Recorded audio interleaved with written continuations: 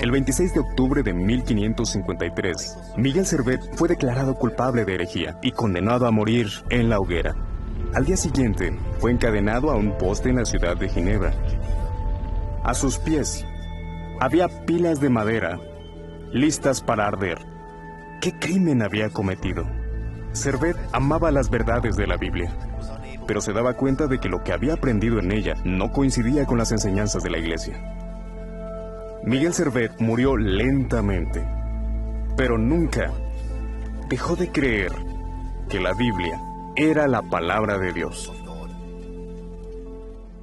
Aquella no era la primera vez en que se utilizaba el fuego para disuadir o destruir a quienes amaban la Biblia y sus enseñanzas. A través de la historia, la Biblia ha sido blanco de ataques. Imperios han intentado destruirla y líderes religiosos han procurado esconderla. Pero aún bajo amenaza de muerte y ante la oposición, muchos han arriesgado su reputación y la vida con tal de protegerla. La Biblia se completó alrededor del año 98 de nuestra era. Para entonces, la mayoría de los cristianos, si no es que todos, vivían en territorios del Imperio Romano. En el año 284, comenzó el reinado del emperador romano Diocleciano. El Dr. Peter Williams trabaja en el Centro de Investigación sobre Temas Bíblicos Tyndale House. Roma no era tolerante con las personas que no fueran partidarias de la religión romana. Diocleciano instigó una persecución organizada en contra de los cristianos. Quizás estemos hablando de la persecución más sistemática que cualquier emperador romano haya emprendido. Diocleciano tampoco toleraba los libros de los cristianos, por lo que deseaba destruir tanto las Biblias como las copias de los libros bíblicos. Se trató de un intento formal de destruir el cristianismo. Dublín, Irlanda. Ante semejante oposición, pudiera parecer imposible que la Biblia y el cristianismo sobrevivieran. ¿Cómo pudieron los escritos bíblicos superar ataques tan intensos? Aquí en Dublín empezaremos a descubrirlo. Me reuniré con Jessica Baldwin, la responsable de administrar las colecciones de la biblioteca Chester Beatty. Esta biblioteca alberga 3 papiros muy importantes, conocidos como P45, P46 y P47, que se cree que datan del siglo III. Son algunos de los manuscritos más antiguos del Nuevo Testamento. Este es el papiro Chester Beatty número 2, que también se conoce como P46. Es la copia más antigua que ha sobrevivido de las epístolas paulinas. Aunque el término papiro es relativamente conocido, no se puede tener una idea clara de cómo es sino hasta que se ven los manuscritos. El papiro se producía en Egipto, a partir de la médula del tallo de la planta de papiro. ¡Qué interesante! Parece haber un doblez en el centro de la hoja. Estos eran manuscritos de tamaño considerable. No eran simples rollos que se enrollaban y desenrollaban. Tanto para los estudiosos como para la comunidad que tanto valoraba estos documentos, tenerlos en forma de códice les permitía pasar las páginas hasta llegar al pasaje deseado. Se podía leer, meditar en su contenido y entenderlo. El profesor McGinn me mostró más detalles de los manuscritos. Estos escritos eran de la más alta calidad. Vemos claramente que se trata de los 4 evangelios y del libro de Hechos. Las letras se encuentran perfectamente separadas. Se puede observar que los bellos trazos están dispuestos de forma muy elegante. El trabajo en sí mismo es un testimonio de la fe de quienes lo llevaron a cabo.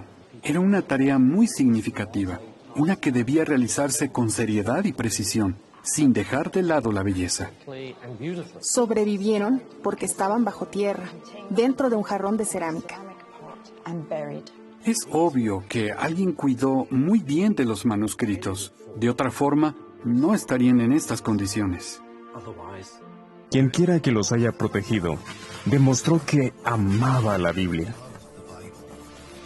Ahora bien, a medida que pasaron los siglos, la Biblia enfrentó nuevos ataques. Inglaterra. Tyndale fue la primera persona que hizo el esfuerzo de traducir la Biblia al inglés a partir de las lenguas originales. Tyndale nació a finales del siglo XV, en la zona de Gloucestershire. Luego, En Oxford se formó como sacerdote. En el siglo XV había enconada oposición a la idea de que la palabra de Dios estuviera al alcance del pueblo en general. La gente escuchaba la Biblia en latín en la iglesia donde el sacerdote la traducía para ellos, pero no tenían acceso a ella directamente. A Tyndale no le permitieron trabajar en su traducción en Inglaterra. Pidió permiso al obispo de Londres para traducir el Nuevo Testamento al inglés a partir del griego, el texto original, pero no se lo concedió. Londres, Inglaterra. La oposición a que se tradujese la Biblia era tan fuerte que Tyndale escribió tiempo después que no había lugar en Inglaterra donde hacerla. Con la ayuda de mercaderes que apoyaban su causa, Tyndale huyó hacia Alemania, donde le sería más fácil trabajar en su traducción al inglés del Nuevo Testamento. Para 1525, la traducción estaba completa, lista para imprimirse. En la Biblioteca Británica, en Londres, averiguaremos qué ocurrió más tarde. La doctora Karen Limper Hertz, conservadora principal, nos hablará sobre eso. Esta es una copia única de la primera edición del Nuevo Testamento de Tyndale, impresa en Colonia en 1525. El fragmento de Colonia es el único ejemplar conocido. Que se trate de un fragmento indica que traducir era arriesgado. Después de beber varias copas, el encargado de la imprenta le contó a alguien que estaba imprimiendo un Nuevo Testamento proluterano en inglés para un hombre de apellido Tyndale. Eso llegó a oídos de las autoridades y se hizo una redada en la imprenta. Tyndale y sus socios huyeron, así que esto es lo único que queda hoy. Se fueron por el río Rin hasta Worms. Solo pudieron producir una parte de Mateo. Su trabajo era muy peligroso. Las primeras copias completas de la traducción de las escrituras griegas cristianas de Tyndale se imprimieron en Worms, Alemania, en 1526. La tirada fue de al menos 3.000 ejemplares. Amberes, Bélgica.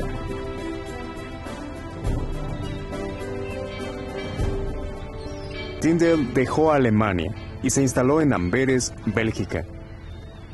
Esta bulliciosa ciudad resultó ideal.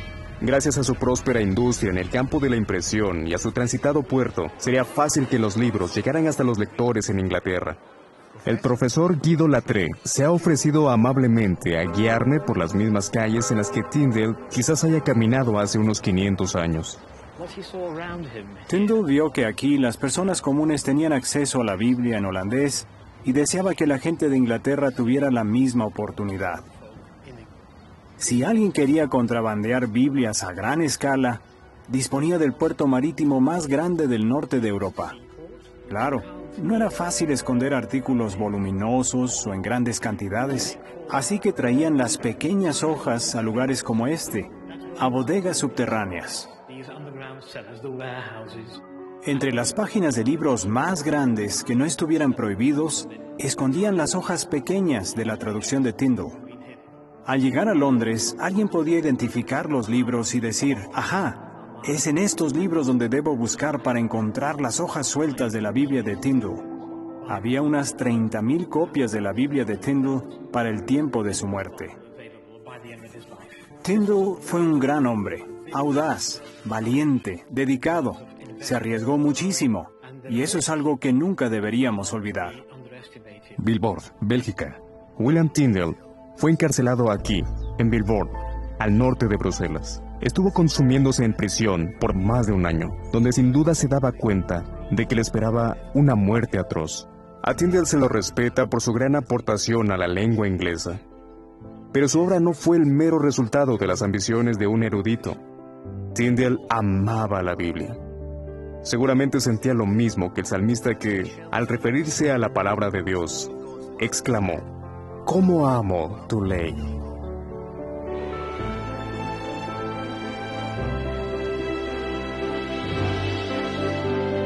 Norte de España.